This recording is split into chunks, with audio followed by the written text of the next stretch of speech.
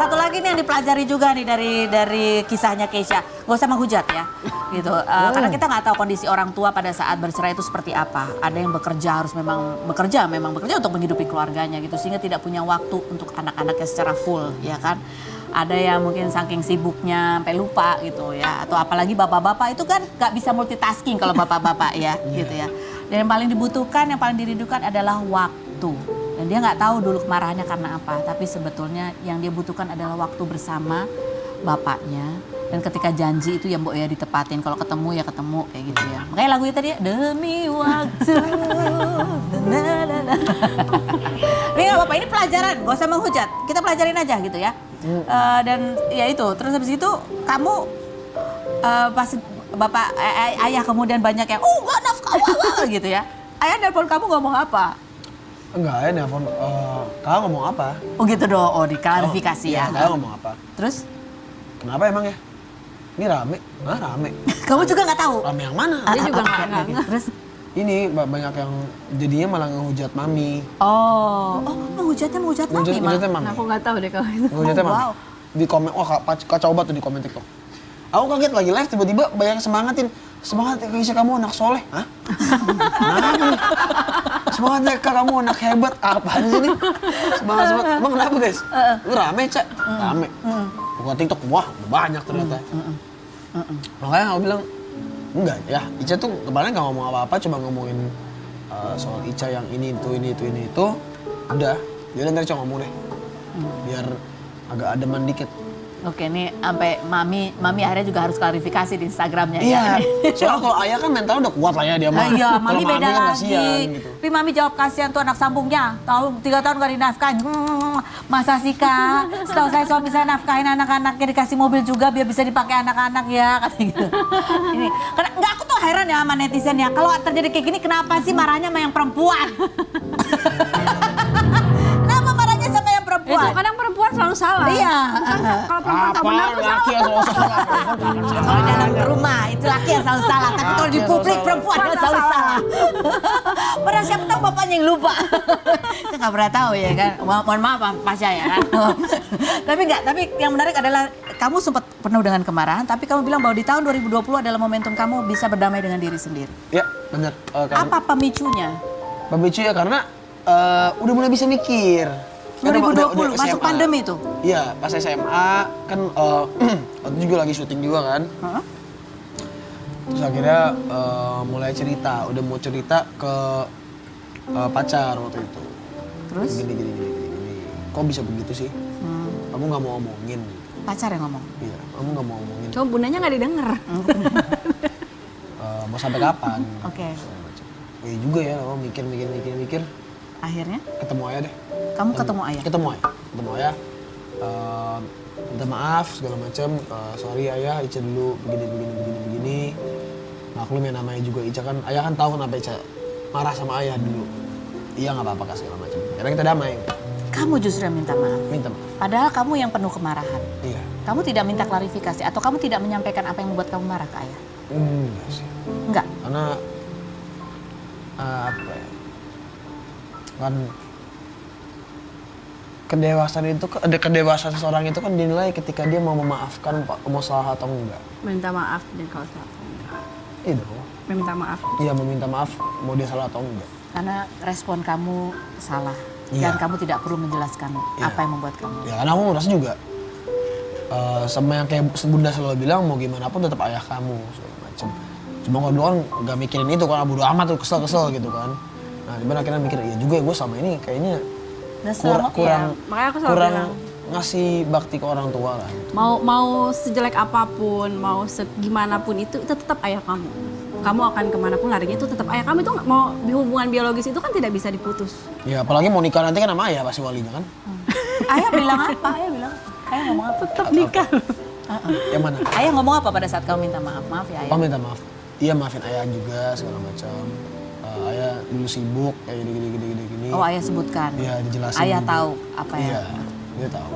Cuma karena waktu itu ya emang nggak ada kesempatan buat ngomong aja berdua, apalagi masih kecil kan pasti ngomel-ngomel doang gitu biasanya kan. Jadi pas ketemu akhirnya ngobrol dan ya udah sekarang fine aja gitu. Jadi sekarang perasaanmu gimana setelah kalian sempat ngobrol berdua? Oh ya alhamdulillah seneng lah, Udah plong ya? udah plong lah, udah beres masalahnya.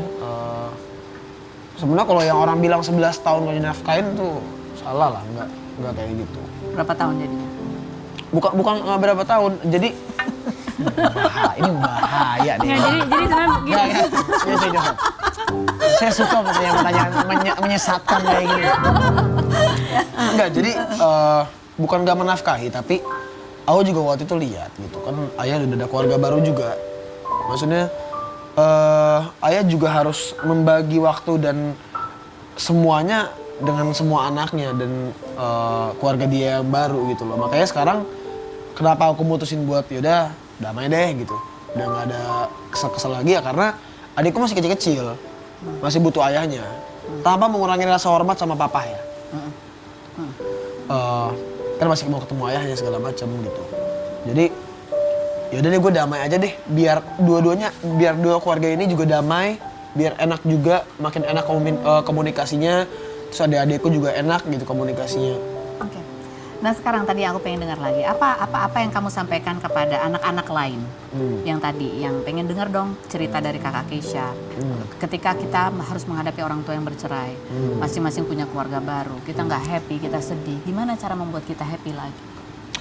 Kalau dari pengalaman aku ya, untuk bangkitnya itu sebenarnya simpel tapi susah gitu. Apa? Gak diinget, udah itu doang. Nggak diinget? Gak diinget, tapi itu susahnya, aduh. Nggak diinget yang jeleknya? Gak diinget, ya yang jelek gak diinget. Karena kan dulu mikirnya ya belum bisa nyari tahu apa alasannya segala macam dari pihak bunda, dari pihak ayah, nggak tahu gitu loh. Satu itu. Dua? Jangan diinget-inget gitu. Yang kedua, tanya kayak tadi. Tanya. Nanya ke bunda, kenapa bisa begini? Kenapa bisa begitu? Apakah kalau dilanjut bakal lebih baik? Belum tentu juga. Gitu. Kamu tanya ke bunda? Nanya dong. Dijawab bener apa enggak? Nanya dong. Dan aku nanya ke ayah juga. Dijawab benar? Dia jawab bener. Jadi, Tapi mungkin jawaban kedua orang itu tidak membuat kamu jadi berkonflik kan? oh enggak dong. Enggak. Karena kan kadang-kadang ada orang tua yang ditanya, kenapa? Ibumu tuh, ada yang lagi tanya, kenapa? Bapakmu tuh, akhirnya kagak damai-damai tuh anak juga. Nah, kalau kan bapak nggak main sinetron, ibu juga main sinetron nggak terlalu lama kan film kan. Jadi nggak ada yang drama ya? Gitu nggak ada yang keluarga Dia yang acting sebenarnya. Malah aku yang drama. Oke, tapi ini untuk digarisbawahi ya. Memang untuk anak-anak di luar sana yang menghadapi orang tua yang bercerai, ya marah ada, sedih ada gitu. Karena kan harapannya orang tuanya selalu bersama, ada kenangan-kenangan bersama seluruh keluarga yang sudah tidak bisa lagi diulang seperti itu pasti sedih dan marah. Kenapa sih gitu ya? Aku harus beradaptasi nih gitu, atau keadaan jadi tidak mudah. Kenapa aku harus ini kan keputusan orang tua, kenapa aku harus bawa-bawa gitu. Tapi kata Keisha tadi, gak usah diingat-ingat. Aku selalu suka analogi bahwa kepala kita ini adalah ruangan yang kosong gitu. Ruangan kosong deh, kamar kita. Kita yang memutuskan mau kita isi apa kamar kita itu. Sesuatu yang indah, sesuatu yang bagus, sesuatu yang kita sukai, atau sesuatu yang kita nggak suka, sampah yang menyebalkan, yang nggak terselesaikan di situ. Sehingga kamar kita jadi tempat yang tidak nyaman untuk ditempati. Kita yang memutuskan. Kita tidak bisa mengontrol orang-orang, tapi kita bisa mengontrol hanya diri kita sendiri. Dan meminta maaf, itu sesuatu yang menyembuhkan diri sendiri. Marah, dendam, itu ibaratnya minum racun. Kita minum racun, berharap orang lain yang celaka. Iya.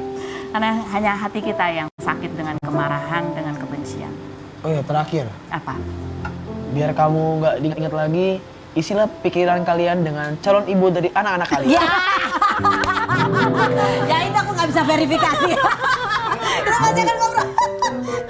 Kita akan ngobrol lagi sama mereka berdua tentang masa depannya guys ya. Kita lihat dulu. Ini ada juga ini orang tua yang melewati ini juga masa yang berat.